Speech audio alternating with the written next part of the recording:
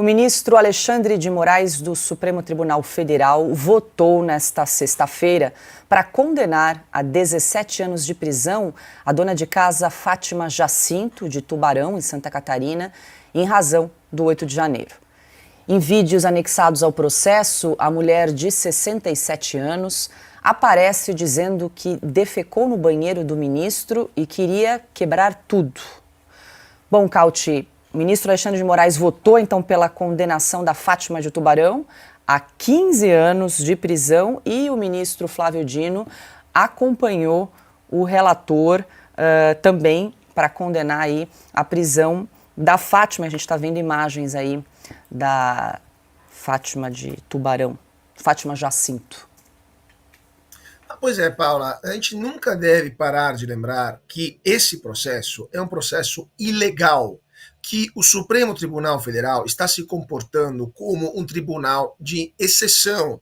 Essas pessoas sequer deveriam estar sendo processadas pelo Supremo Tribunal Federal. Deveriam estar sendo processadas, eventualmente, pelo Tribunal de Primeira Instância do Distrito Federal. Além disso, nunca devemos parar de lembrar que essas pessoas não estão tendo o seu direito à ampla defesa garantido. Os advogados dessas pessoas, desses envolvidos nos atos do 8 de janeiro, não estão tendo a possibilidade de fazer as sustentações orais, não podem falar em defesa de seus assistidos.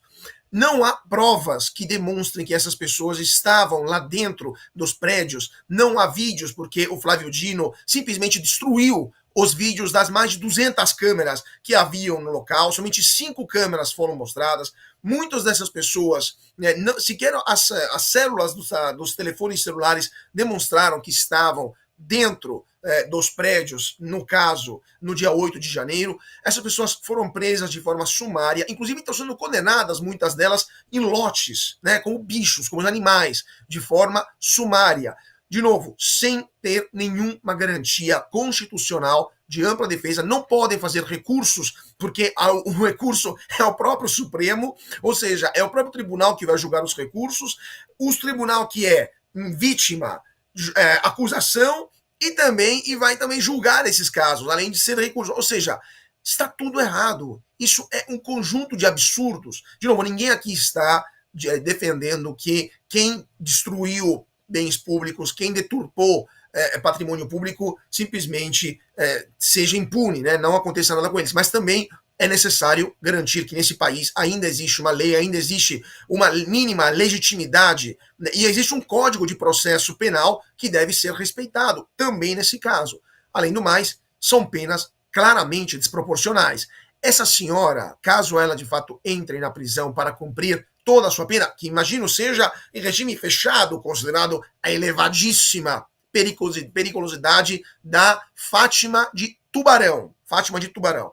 Essa senhora, elevadíssima periculosidade, vai sair quando da prisão? Com 80 e tantos anos? Se sair da prisão, ou seja, essa não é uma condenação à prisão, é uma condenação à morte.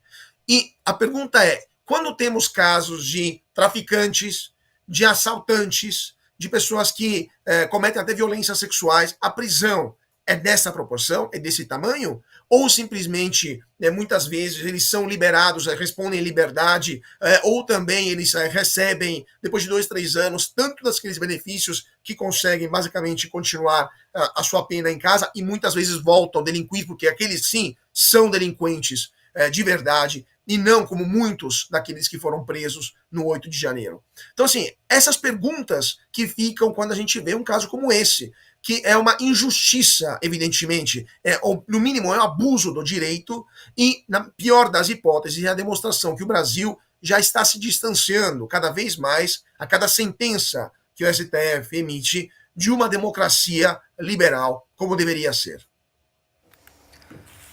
Bom, Alexandre, havia até uma divergência se a prisão era de 17 ou de 15 anos. Parece que foi de 15 anos a decisão do ministro relator, Alexandre de Moraes. O ministro Flávio Dino seguiu, então, a definição de Alexandre de Moraes de dar 17 anos de prisão aí para Fátima de Tubarão. Inclusive, nós registramos no nosso site revistaoeste.com, e vale lembrar que esse é mais um julgamento que ocorre em plenário virtual e os demais ministros ainda precisam votar em relação a esse caso. Bom, eu acho que o Cauty praticamente falou tudo, né? Uma que é pena de 15 anos de prisão. Eu duvido que os homicidas aqui do Brasil, talvez 10% dos homicidas peguem pena equivalente a isso, né? O homicídio fica aquém disso, né? Outra coisa, ela vai recorrer a quem? Ao Papa? Porque ela já está condenada no Supremo Tribunal. Vai recorrer ao próprio tribunal? O tribunal foi invadido, então ele é vítima. Isso o pessoal aprende no segundo semestre de direito, talvez até no primeiro, que a vítima não pode julgar, né? Isso devia ir para a primeira instância, é uma coisa óbvia, né?